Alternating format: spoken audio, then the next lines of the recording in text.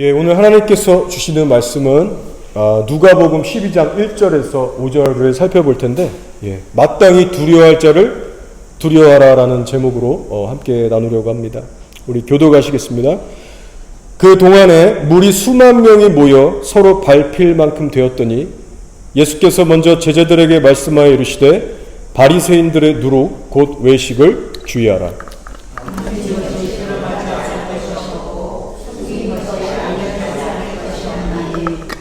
이러므로 너희가 어두운 데서 말한 모든 것이 광명한 데서 들리고 너희가 골방에서 귀에 대고 말한 것이 지붕 위에서 전파되리라. 내가 나의 친구 너희에게 말하노니 오늘 죽이고 우리에는 능히 얻어가는 자들을 두려워하리라. 함께 읽겠습니다. 마땅히 두려워할 자를 의인이 곧 죽인 후에 또한 지옥에 던져놓는 권세 있는 그를 두려워하라. 내가 참으로 너에게 이르노니 그를 두려워하라. 아멘. 요즘 전도를 제가 하면서 사람들에 대해서 깨닫게 되는 것이 있습니다. 그것이 뭐냐면 자신의 다가올 죽음에 대해서 진지하게 생각하는 사람들이 너무나도 없다는 거예요. 저는 전도할 때마다 그 얘기를 해줍니다. 언젠가는 당신은 반드시 죽는다. 이런 얘기해서 미안하지만 10년, 30년 뒤, 50년 뒤 당신은 반드시 죽는다. 동의하냐? 물어보면 다들 고개를 끄덕이면서 인정을 합니다. 그러면 죽음 후에 있을 하나님의 심판에 대해서 저는 이야기하기 시작해요. 천국이 있고 지옥이 진짜 있다. 예수님의 피로 죄사함을 받지 않으면 반드시 불지옥에 떨어진다. 그 현실을 이야기해 줍니다. 그런데 대부분의 사람들은 그냥 가볍게 듣고 넘어가요. 비웃기도 합니다. 듣기 싫다고 귀를 막고 그 자리를 빨리 떠나는 사람도 있습니다. 하나님, 천국, 지옥, 심판, 의로움? 웃기지 마라. 심각하게 듣는 사람 거의 없습니다. 얼마나 안타까운지 몰라요. 사람들의 마음 안에 죽음에 대한 두려움이 없고 죽음 후의 세상에 대해서도 별 관심들이 없습니다. 그래서 지금의 시대는 죽음에 대해서 필요 이상으로 고민하거나 얘기를 하면 이상한 사람 취급을 받는 시대가 됐어요. 여러분, 그렇다면 사람들이 언젠가는 자기가 죽게 된다는 것을 알면서도 인정하면서도 왜 죽음에 대해서 신경 쓰지 않고 살까요? 여러분, 이것은요 영적인 일입니다. 그리고 그 배후에는 사단 마귀의 역사가 있어요. 사탄은 죽음에 대해서 진지하게 생각하지 못하게 방해합니다.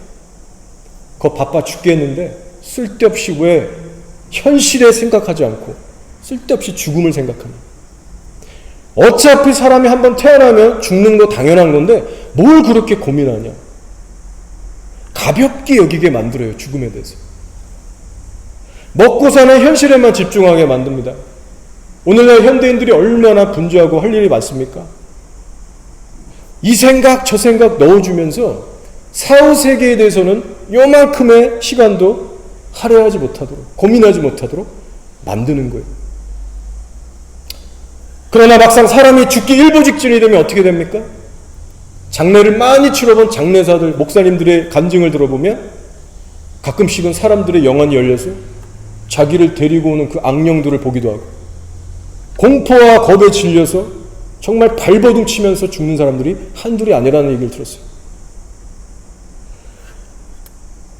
여러분, 언젠가는 자신이 죽는다는 것을 똑똑히 알면서도 죽음에 대해서 대수롭게 생각하지 않은 것은요 정상적인 일이 아닙니다. 자, 시대를 거슬러서 성경의 맨 처음 창세기까지 가면요 역사상 최초의 인간인 아담과 하와가 나옵니다. 근데 아담과 하와가 선악과라는 것을 먹기 전까지는요 죽음에 대한 두려움을 가지고 있었어요. 하나님께서 아담을 창조하시고 처음부터 분명히 못 박아 말씀하신 것이 뭐냐면 너가 선악과를 먹으면 반드시 죽게 될 것이다. 죄를 범하면 반드시 죽게 될 것이다.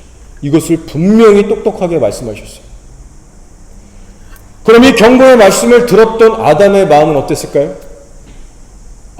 저거 먹으면 죽는구나. 죄를 범하면 죽는구나. 여러분, 가볍게 여기고 편안하게 돌아섰을까요? 절대 그렇지 않았습니다. 죄를 범하면 죽는구나. 사망이 찾아오는구나. 정말 가슴이 철렁거리면서 두려움이 올라왔을 겁니다. 반드시 그랬을 거예요. 그러나 여러분 아시다시피 그 두려움은 결코 나쁜 것이 아니었습니다. 왜요? 하나님의 선한 의도가 담긴 일종의 안전장치와 같은 거였어요. 너희 피조물들은 나의 말씀에 순종해야 된다. 나의 주권 이거 넘지 말아라. 범죄하면 죽게 될 것이다. 미리 경고해 주셔서 아담으로 하여금 깨어서 순종할 수 있도록 선한 의도로 미리 말씀해 주셨던 거예요. 자, 근데 이때 사탄 마귀가 기회를 엿보고 치고 들어옵니다. 절대 가만 안 있죠. 뱀의 형상으로 다가와서 하와를 어떻게 미혹했습니까? 너 선악과 먹어도 절대 죽지 않아. 하나님처럼 돼서 선악을 오히려 알게 될 거야. 하나님을 거짓말쟁이로 만들면서 무슨 짓을 했냐면 죽음에 대한 두려움을 갖지 않도록 그것을 그들의 마음에서 빼앗아가는 미혹을 했다는 겁니다. 여러분, 이런 차원에서 볼 때 사탄은 오늘날에도 전 세계적으로 똑같은 일을 하고 있습니다. 강력한 승리를 취하고 있어요. 그래서 우리가 살고 있는 시대는 어떠한 시대인가? 바로 하나님을 두려워하지 않는 자들, 죽음에 대해서 심각하게 생각하지 않는 자들로 가득 차 있습니다. 그래서 저와 여러분이 이상한 사람들이 되는 거예요. 그저 살아봐야 70년, 80년 정도 사는 이 짧은 인생 동안 최대한 잘 먹고 잘 살고 별탈 없이 그냥 그렇게 살면 되는 걸로 생각하고 살아가고 있어요. 자, 특별히 오늘 말씀을 보시면 예수님께서 뭐라고 하십니까? 믿는 너희들은 하나님에 대한 경건한 두려움을 가지라고 말씀하고 계십니다. 4구절을 볼게요. 내가 내 친구 너희에게 말하노니 몸을 죽이고 그 후에는 능히 더 못하는 자들을 두려워하지 말라. 마땅히 두려워할 자를 내가 너희에게 보이리니 곧 죽인 후에 또한 지옥에 던져넣는 권세 있는 그를 두려워하라. 내가 참으로 너희에게 이르노니 그를 두려워하라. 제 개인적인 견해가 아니라 예수님께서 친히 하신 말씀입니다. 내가 참으로 너희에게 이르노니 사람들을 두려워하지 말고 하나님을 두려워해라. 여기서는 그는 하나님 아버지를 얘기하죠. 사람들은 기껏해야 총칼로 너의 육체는 죽일지 모르겠지만 너의 영혼은 건들 수가 없어요. 그러니 두려워하지 마. 자, 이런 말씀을 왜 주셨냐면 예수님 당시 믿는 자들은 핍박을 당했죠. 로마 정부에 의해서도 그렇고 같은 동족인 이스라엘로부터도 핍박을 받았습니다. 믿음을 지키는 것이 쉽지 않았어요. 그래서 예수님께서는 제자들에게 말씀해 주시는 겁니다. 사람 두려워하지 말아라. 지옥을 만드시고 지옥에 쳐넣을 수 있는 권세를 가지신 하나님 아버지만 두려워해라. 끝내 회개하지 않는 죄인들에 대해서 더 이상 참지 아니하시고 더 이상 정말 그 자비를 거두셔서 지옥에서 영원히 썩게 하실 하나님만을 두려워해라.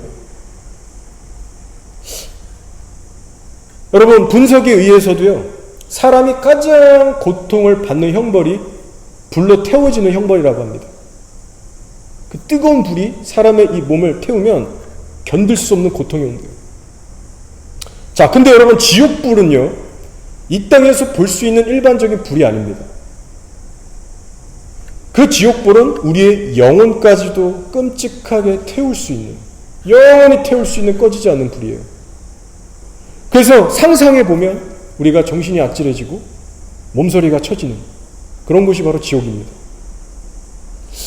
자, 근데요, 지금 예수님이 하시는 말씀을 다시 한번 잘 살펴보시기 바랍니다.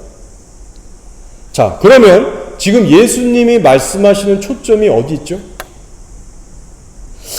무시무시한 지옥 자체도 두렵지만 지금 지옥 자체에만 초점을 두고 계시지 않습니다. 지금 두려움의 대상을 예수님께서 어디에다 맞추고 계시느냐? 바로 지옥에 던져놓을 권세가 있으신 하나님 아버지께 두려움을 맞추고 있어요. 무슨 말인지 이해가 가시죠? 여러분, 지옥과 하나님 이 둘 중에서 하나님을 더욱 두려워하실 줄 아셔야 됩니다. 이 순서가 뒤바뀌면 안 돼요. 그 이유는 이 순서가 바뀌게 되면 저와 여러분의 신앙생활이 온전하게 성장할 수가 없습니다. 근데 오늘날 교회 안을 가만히 보면요, 지옥에 떨어질까봐 막연히 두려워하는 성도들은 은근히 많은데 정작 하나님을 향한 경건한 두려움을 가진 성도들은 그렇게 많지 않은 것 같습니다. 그러다 보니까 어떤 현상이 일어나는지 아세요? 삶이 진정으로 변화되지가 않습니다. 성경에 이르기를 하나님을 경외하는 것이 지혜의 시작이라고 했는데 일상의 삶에서 하나님을 충분히 두려워하지 않기 때문에 죄의 문제가 해결되지 않는 거예요. 여전히 자기가 늘 살던 대로 멋대로 삽니다. 하나님에 대한 두려움이 없다 보니까 당연히 하나님의 말씀에 대한 경외함도 없고 말씀에 대한 갈급함도 없고 말씀을 순종하고자 하는 의지도 없어요. 그래서 마치 예수님께 그토록 욕을 먹었던 바리새인들과 같은 꼴을 당하게 됩니다. 이사야서를 인용하셔서 예수님께서 말씀하셨죠. 바리새인들은 입술로는 나를 하나님을 공경했지만 마음은 하나님으로부터 멀도다라고 말씀하셨어요. 즉 율법을 가르치고 하나님의 거룩한 심판을 얘기하고 다니는 이스라엘의 선생들조차도 삶을 들여다보니까 하나님을 마음으로 경외하지는 않았다는 사실입니다. 그래서 오늘의 1절에서 예수님께서 뭐라고 하시냐면 이렇게 하시죠. 그동안에 무리 수만 명이 모여 서로 밟힐 만큼 되었더니 예수께서 먼저 제자들에게 말씀하여 이르시되 바리새인들의 누룩 곧 외식을 주의하라. 여러분 기억하셔야 됩니다. 하나님을 진정 두려워하지 않는 사람은요, 아무리 교회를 열심히 나와도 외식주의자가 됩니다. 요즘 유튜브를 보니까요, 지옥에 관한 간증들이 정말 많습니다. 저도 여러 개 몇 개를 본 적이 있는데 검증되지 않은 가짜들도 많은 것 같아요. 어쨌든 우리가 아무리 지옥에 관한 간증들을 많이 보아도요, 정작 우리가 성령을 통해서 하나님을 두려워하는 마음을 회복하지 못하면 저 여러분의 삶은 결코 변화되지 않습니다. 단 한 발자국도 앞으로 전진할 수가 없어요. 여러분 이것을 아셔야 됩니다. 단순히 지옥에 대한 인간적인 두려움만으로는 우리는 신앙의 앞걸음을 해나갈 수가 없어요. 그래서 성경은 지옥을 두려워하는 것이 지혜의 시작이라고 말하지 않고 하나님을 경외하는 것이 지혜의 시작이라고 말씀합니다. 즉 다른 말로 얘기하면 지옥을 두려워하는 마음만 가지면 지혜의 첫 단계로도 진입하지 못한 것이고요, 신앙의 첫 출발 그 시작도 아직 이루어지지 않은 단계라는 거예요. 여기 계신 여러분은 어떠십니까? 막연히 지옥 자체보다도 그 지옥을 만드신 하나님을 더 두려워하고 계십니까? 만약 그렇다 하시면 실제 여러분의 삶에 증거들이 있는지를 돌아보시기 바랍니다. 여러분의 24시간 일상에서 하나님을 실제 인식하면서 그분의 거룩한 말씀을 따라서 범죄하기를 두려워하면서 살아가고 계신지, 사람들이 여러분을 쳐다보든 쳐다보지 않든 여러분이 은밀한 골방의 시간에 있을 때에도 하나님을 의식하면서 순종하는 그 삶이 있으신지, 만약에 그것이 없으면 가짜일 수 있습니다. 자, 오늘의 말씀이 너무나도 중요한 이유는요, 특별히 이 말씀을 믿는 성도들에게 주고 계시기 때문에 그래요. 예수님께서 4절에서 뭐라고 하십니까? 내가 내 친구 너희에게 말하노니. 여기서 친구란 하나님을 믿고 그의 계명을 지키는 진짜 성도들을 가리킵니다. 사실상 예수 믿지 않는 불신자들은요, 이미 하나님을 두려워하지 않는 상태에 있어요. 아무리 지옥이 있다, 하나님 두려워라 말해도 받아들이지 않습니다. 이미 자기 자신을 믿는 자들이고 자긍하고 당돌하고 교만하고 하나님을 업신여기는 자들이에요. 그래서 오히려 이 말씀은 하나님의 사랑과 용서하심을 경험한 믿는 성도들에게 주시는 말씀입니다. 너희들 사람 두려워하지 말고 하나님 아버지를 두려워해라. 그것이 마땅하고 건전한 일이다. 따라서 여러분, 하나님의 여러분을 향한 크신 사랑을 마음껏 누리시고 신뢰하시고 그 안에서 평강을 누리시기 바랍니다. 그러나 동시에 하나님을 두려워할 줄 아는 성숙한 분들이 되시기를 축복합니다. 예. 그래서 사람들이 보지 않는 은밀한 삶의 영역에서도 여러분 거룩하게 사셔야 됩니다. 자, 2, 3절에 뭐라고 하나요? 한번 볼게요. 감추인 것이 드러나지 않을 것이 없고 숨긴 것이 알려지지 않을 것이 없나니 이러므로 너희가 어두운 데서 말한 모든 것이 광명한 데서 들리고 너희가 골방에서 귀에 대고 말한 것이 지붕 위에서 전파되리라. 무슨 말입니까? 한마디로 하나님의 심판의 날이 이르면 우리의 모든 은밀한 죄들이 거침없이 폭로되고 드러나서 심판당한다는 얘기예요. 우리가 사람은 설사 속이고 넘어갔을지 모르지만 주님의 심판의 날에 모든 것들을 우리가 심판을 받게 됩니다. 저는 최근에 예전에 한번 간증한 적이 있는데 모르시는 분도 계실 거예요. 저의 친구 중에 한의사 친구가 있는데 그 간증이 다시 한번 생각났습니다. 아무리 생각해도 참 놀랍고 하나님의 살아계심이 확실히 드러나는 간증이었죠. 한의사 친구가 있는데 돈을 부정직하게 불법으로 번 겁니다. ACC 처리라는 게 있죠. 환자들의 이름과 정보를 간직했다가 ACC에 불법 허위로 신고를 한 거예요. 그래서 이제 돈을 불법으로 타낸 겁니다. 이것은 엄연히 위법이고요. 그에 따른 처벌이 있는 중범죄입니다. 근데 놀라운 것은 이 친구가 하는 얘기가 이 땅에 많은 한의사들과 의사들이 다들 그렇게 한다는 거예요. 안 하면 바보인 것처럼 정말 다 그렇게 암암리에 한답니다. 근데 이 친구가 예수님을 진짜 만나게 되면서 회개를 하기 시작했어요. ACC에 자진신고를 했습니다. 이메일을 보내서 내가 불법으로 사람들의 환자들의 이름 사용해서 이만큼의 돈을 내가 착취했다. 환자들의 이름하고 자기가 그동안 불법으로 취한 돈의 액수를 어림잡아서 정확하게 ACC에 이메일을 보내서 자진 고백을 한 거예요. 자수를 한 거예요. 여러분 결코 쉽지 않은 회개를 했습니다. 이 바닥에서 최초의 역사적인 일을 이 친구가 한 거예요. 얼마나 자랑스럽고 멋진지. 그런데 그 막상 일이 진행이 되는데요. 생각보다 일이 점점 커지더랍니다.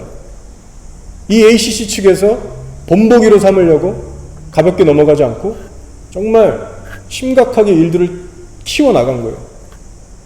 걸린 시간도 한두 달이 아니고 제가 잘 기억은 안 나지만 8개월인가 9개월 거의 1년이 안 되는 정도의 긴 기간 동안 재판을 준비하고 여러 가지로 이것을 정말 심각하게 이끌어간 거예요. 그래서 그 해결되지 않은 긴 시간 동안 이 친구의 속이 어떻겠습니까? 타들어가는 거예요. 두렵고 미치겠는 거예요. 내가 막상 회개하고 하나님께 맡기고 자수했지만 내 미래가 어떻게 될까? 나 이러다 정말 감방 가는 거 아닌가? 두려워서 아무것도 할 수가 없었대요. 손에 일이 잡히지 않고 밤낮 새벽 밤마다 하나님께 부르짖고 기도하면서 그 수많은 수개월이 지나간 거예요. 그리고 그 텀에는 저랑도 연락이 없었습니다. 지금 돌아보면 그 긴 시간 동안 하나님께서 이 친구를 낮추시고 또 낮추시고 정말 그 회개의 뼈저린 심령을 이제 알게 하신 것 같아요. 나름 훈련이었겠죠. 그리고 드디어 재판의 날이 왔습니다. 근데 상상도 못할 기적이 찾아왔어요.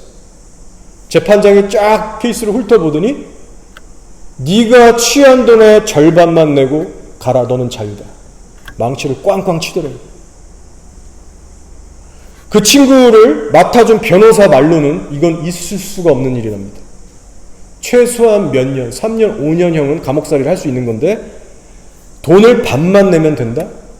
그것도 한의사 자격증 박탈당하지 않고 ACC를 사용할 수 있는 권리도 계속 보장해주는 이런 말도 안 되는 거는 있을 수가 없답니다. 그래서 그 자리에 있던 아내가 노심초사하던 아내도 펑펑 울면서 하나님께 감사 기도를 드리고 그렇게 하나님 앞에 무릎 꿇고 감사하는 반전의 역사가 있었어요. 그래서 이 일이 해결된 뒤에 저한테 연락이 와서 이 간증 얘기를 다시 해줬어요. 하나님께서 놀라운 일을 행하셨다. 여러분, 저는 이 친구가 어떻게 회개를 시작해서 어떻게 그 죄가 끝내 마무리가 지어졌는가? 옆에서 그것을 직접 보고 듣고 지켜보면서 참 은혜를 받았습니다. 하나님께서 진짜 살아계시는구나. 그리고 진심으로 회개하고 하나님의 얼굴을 구하는 자에게, 이 친구에게 하나님께서 어떠한 특별한 선처를 베푸셨는가? 그 과정 속에서 확실하게 볼 수가 있었어요. 여러분, 자고로 죄라는 것은요, 덮으면서 은근슬쩍 지나갈 것이 아니라 철저하게 하나님 앞에 드러내놓고 회개해야 합니다. 차라리 이 땅에서 좀 수치를 당하더라도 하늘나라에 가서 큰일을 당하기 전에 이 땅에서 좀 어렵고 수치스럽더라도 이 땅의 재판에서 우리가 그것을 해결하는 것이 참된 지혜예요. 이 친구 밑에 구원파를 믿는 이단 직원들이 있었습니다. 저도 만나서 막 전도하고 했는데 잘 안 됐지만 친구가 ACC에 자진신고했다는 그 간증을 직원들하고 모여서 다 했어요. 나 이렇게 했다. 미안하다 당신들에게도.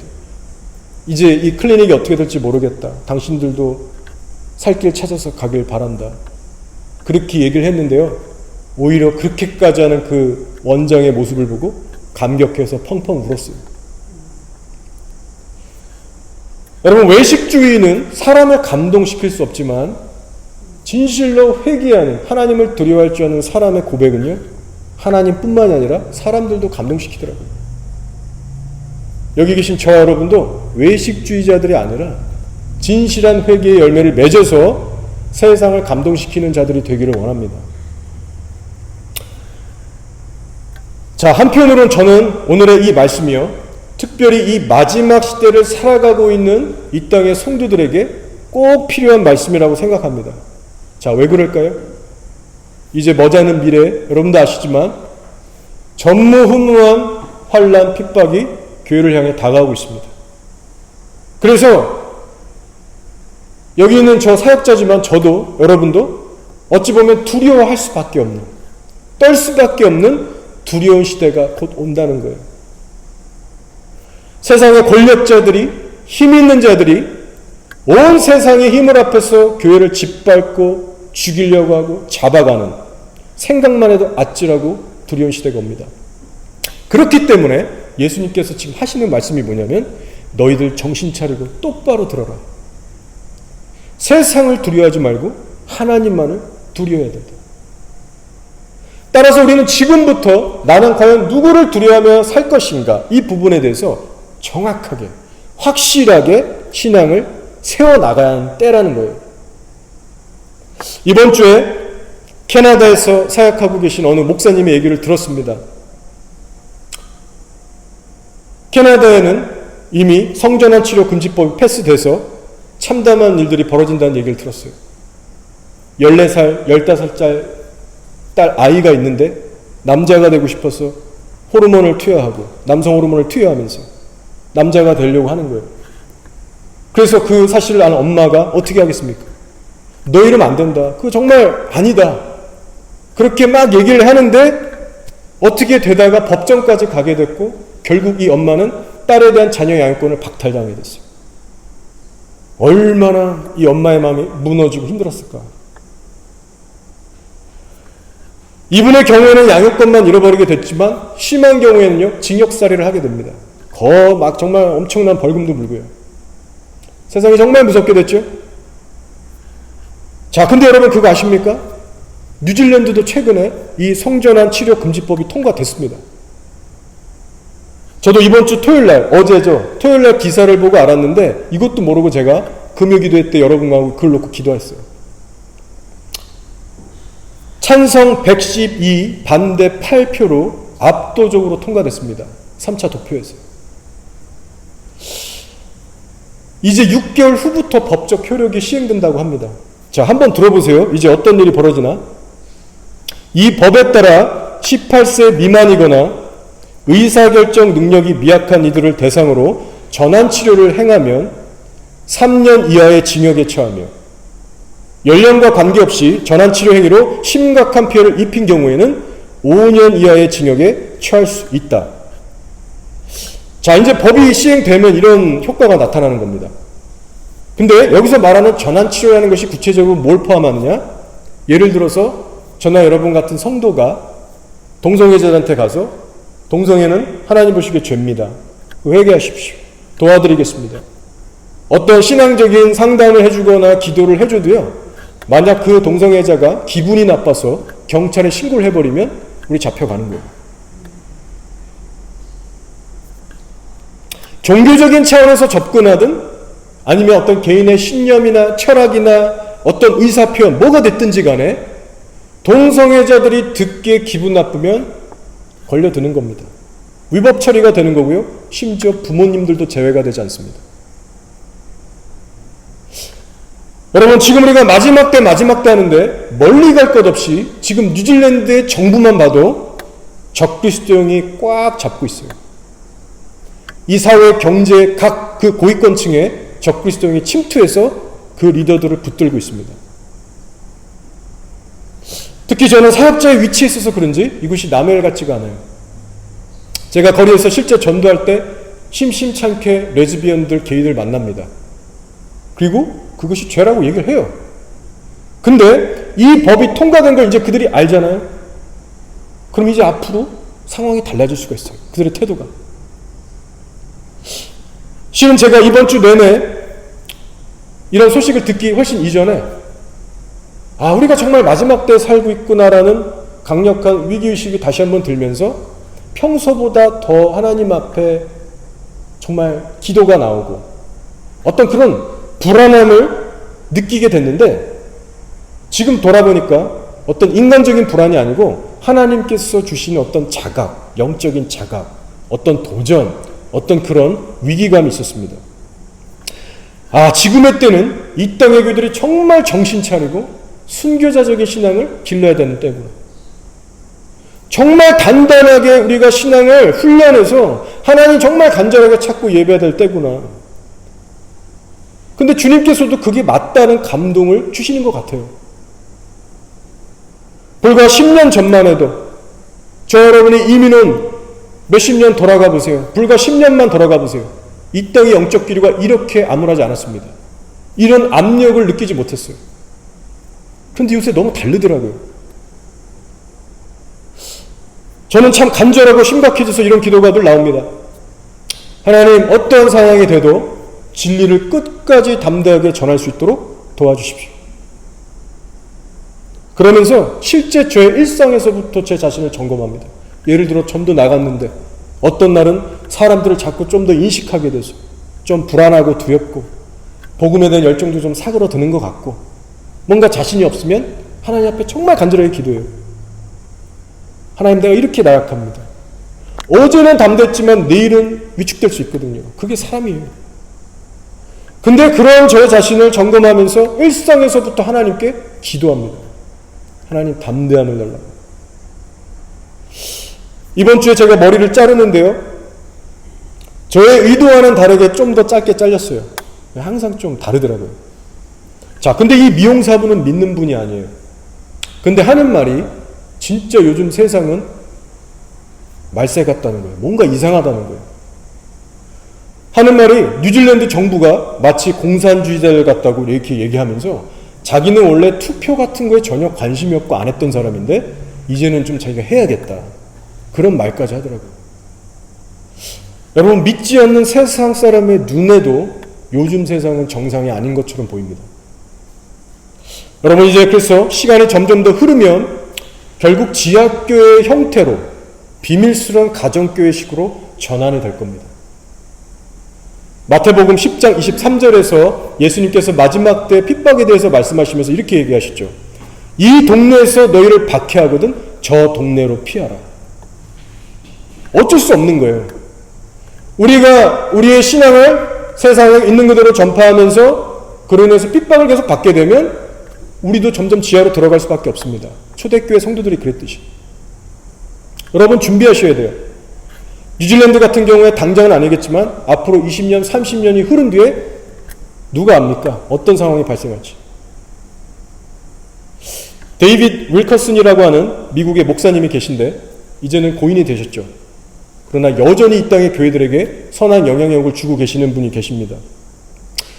특히 이분이 1973년에 성령님께 받아서 예언하신 그 말씀이 있는데 정말 그대로 되어가고 있습니다.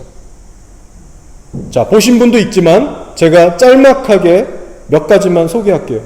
참고로 이분은 그 9.11 테러 사건이 있기 전에, 바로 전에 성령님이 갑자기 이분에게 말씀하셨대요. 빨리 급하게 음식들을 준비해라. 그래서 아마 밤인가 새벽까지 성도들 급하게 소집해서 수천 개의 샌드위치를 만들어서 준비하고 있었대요. 아무 영문을 모른 채. 근데 얼마 안 가서 9.11 테러가 터지면서 이거구나.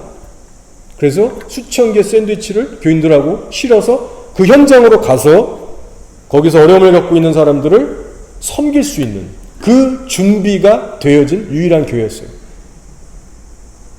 자, 그 정도로 성령의 인도를 가까이 받는 분이신데 1973년에 이렇게 예언을 하셨습니다.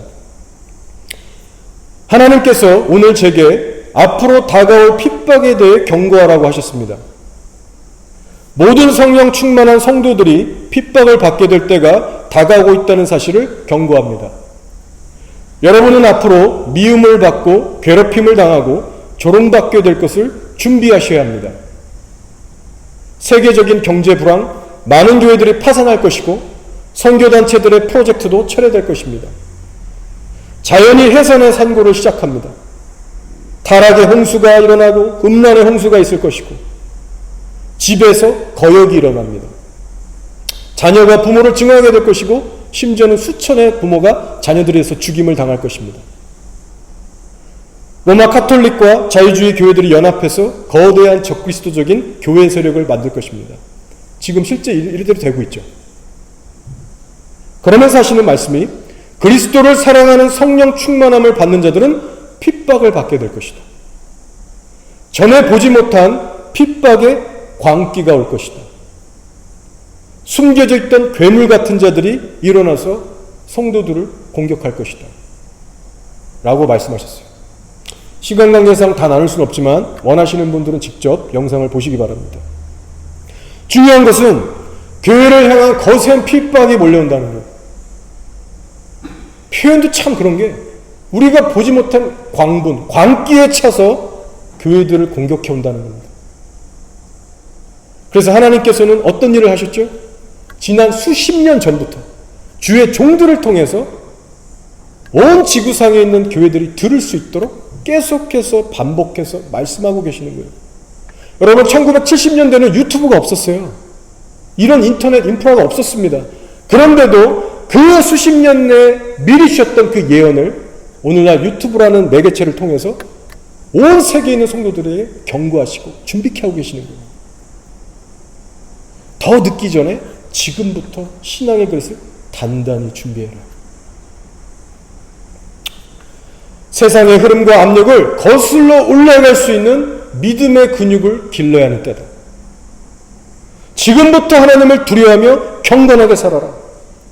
지금부터 세상 두려워하지 않는 신앙을 길러라.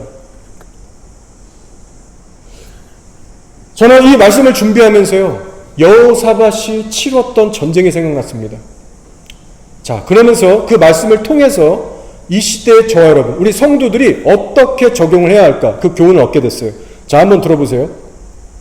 여호사밧이 하나님을 위해서 우상 막 다 척결하면서 동네마다 돌아다니면서 이스라엘 백성들을 하나님께 돌이키겠습니다. 예, 참 순종을 나름 열심히 했어요. 하나님도 내심 기뻐하셨습니다. 자, 근데 어느 날 갑자기 모압과 암몬과 마온 사람들이 이 세 무리들이 연합해서 이스라엘을 쳐들어온 거예요. 그때 여호사밧이 심히 두려워서 어쩔 줄 몰랐습니다. 역대하 20장 3절에 이렇게 나와요. 여호사밧이 두려워해요. 두려웠다는 거예요. 여호와께로 낯을 향하여 간구하고 온 유다 백성에게 금식하라 공포하며. 너무 두려웠어요. 왕이지. 그래서 금식을 선포해서 온 백성들하고 연합 금식 기도에 들어갔습니다. 하나님께 부르짖기 시작했어요. 왕이지만 하나님 앞에 겸손히 뭐라고 기도했냐? 이 큰 무리를 우리가 대적할 능력이 없고 어떻게 할 줄도 알지 못하옵고 오직 주만 바라보나이다 하고. 그러니까 마치 두려움에 떨는 아기처럼, 아무것도 할 수 없는 무능력한 아기처럼 하나님 앞에 솔직하게 고백하면서 두려움에 떨며 기도했다는 거예요. 근데 하나님께서 이때 놀라운 음성으로 응답해 주십니다. 너희는 이 큰 무리로 말미암아 두려워하거나 놀라지 말라. 이 전쟁은 너희에게 속한 것이 아니요 하나님께 속한 것입니다. 여러분, 오늘날도 동일합니다. 마지막 때 교회를 향한 핍박이 올 때 우리도 여호사밧처럼 두려워서 가슴이 뛰고 어쩔 줄 몰라 할 수 있습니다. 그러나 여러분 꼭 기억하셔야 돼요. 전쟁은 여러분에게 속한 것이 아니라 하나님께 속한 것입니다. 적그리스도가 오건 누가 오건 간에 하나님의 교회를 핍박하는 자는요, 결국은 하나님을 핍박하는 것이기 때문에 하나님의 전쟁이 될 수밖에 없는 거예요. 그래서 우리가 이 사실을 반드시 인식하면서 어떠한 핍박 속에서도 하나님께 맡기고 신뢰할 수 있어야겠습니다. 다만 여기서 중요한 것이 한 가지 있다면요, 우리가 정말 여호사밧처럼 평소의 삶에서부터 하나님을 기쁘시게 하는 자인가, 정말 죄를 처리하면서 하나님이 기뻐하는 것들을 행하고 있는 진짜 성도인가 아닌가, 이것을 살피는 것이 관건입니다. 지 멋대로 살면서 입술로만 이 전쟁을 하나님께 속했다 찬양하면 아무 소용이 없어요. 그러나 여러분이 만약 여호사밧처럼 하나님의 말씀을 따라 사는 성도라면 핍박이 올 때 그것은 여러분의 개인적 차원의 싸움이 아니라 하나님의 싸움인 것을 기억하시기 바랍니다. 자, 한 가지 더 숙지하셔야 할 것이 있어요. 그것은 하나님의 섭리에 따라서 우리가 싸우는 싸움의 결과가 얼마든지 달라질 수 있다는 겁니다. 여러분에게 승리를 주실 수도 있고, 아니면 북한에 있는, 중동에 있는 지하교회 성도들처럼 매맞고 목숨을 잃는, 순교를 당하는, 그것을 허락하실 수도 있다는 거예요. 그래서 애초부터 저 여러분이 시험 들지 않도록 우리의 운명을 하나님의 손에 일찌감치 완전히 맡기고 내려놓을 수 있는 신앙을 가져야 됩니다. 자, 그러나 우리가 어떠한 상황을 만난데도요, 확신할 수 있는 한 가지가 있습니다. 자, 그게 뭔지 아세요? 바로 하나님께서는 모든 것을 합력해서 선을 이루신다는 사실입니다.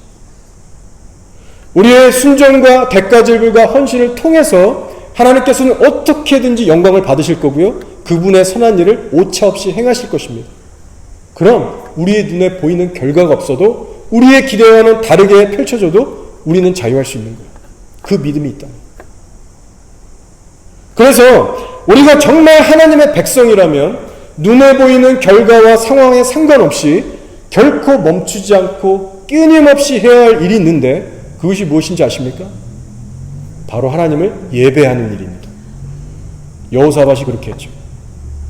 자, 성경이 말하기를 적군이 쳐들어오고 있어요.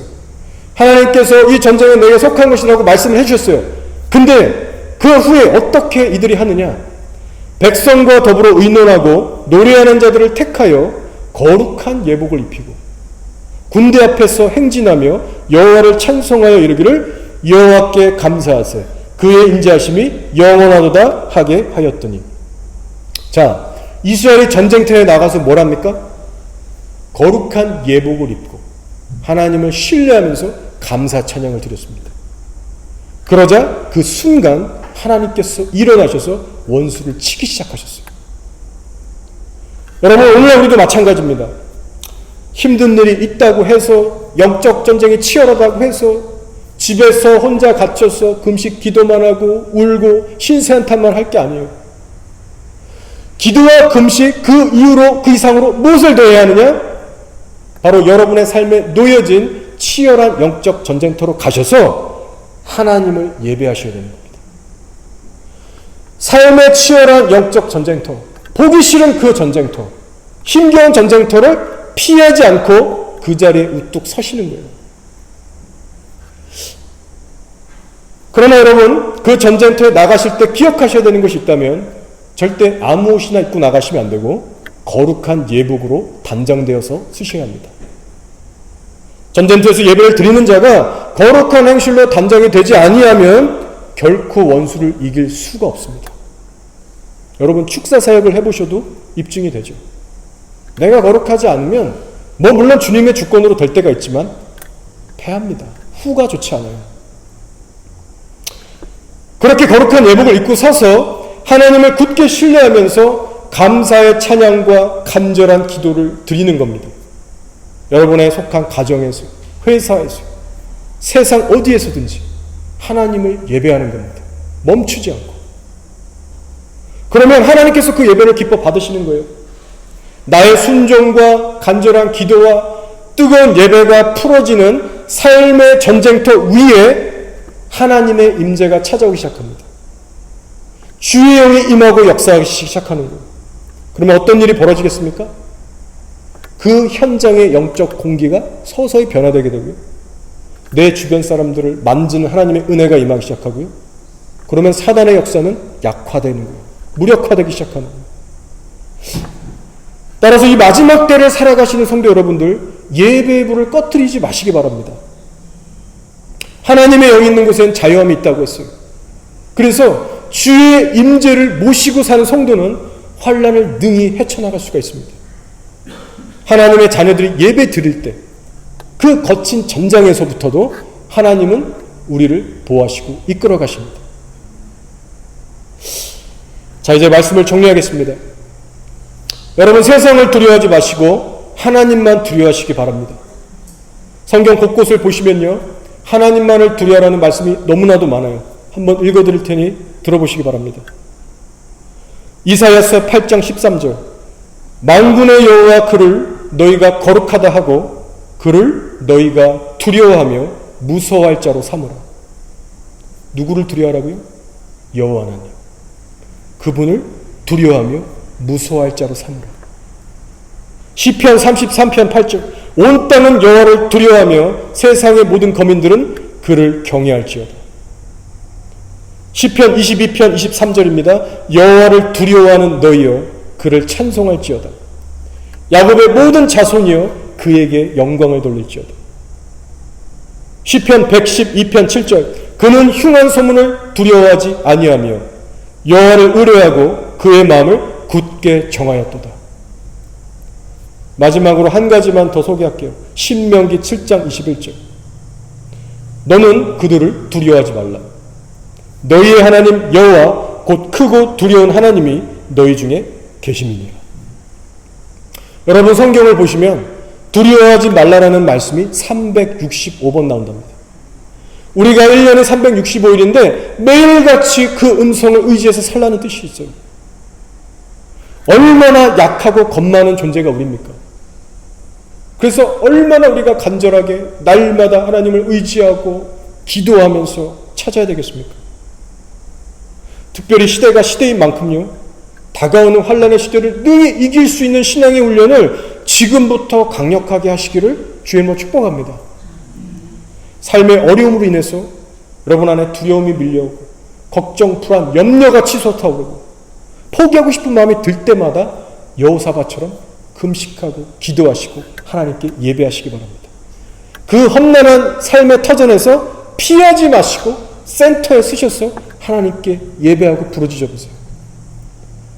우리가 앞으로 대면하게 될 환난의 시대는 아마도 문제 해결이 되지 않는, 하나 해결해도 더 큰 것이 오고 와서 결국은 모든 전 세계 인구들이 문제에 허덕이는 그러한 시대가 될 겁니다.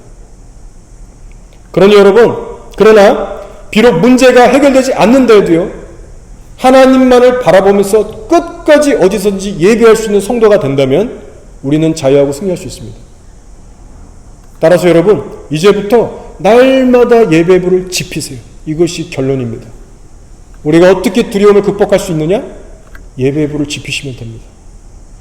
여러분의 예배 재단을 날마다 세우셔서 여러분의 심령과 여러분의 삶 모든 터전 위에, 여러분의 가정과 교회 위에 하나님의 임재를 날마다 모시기를 바랍니다.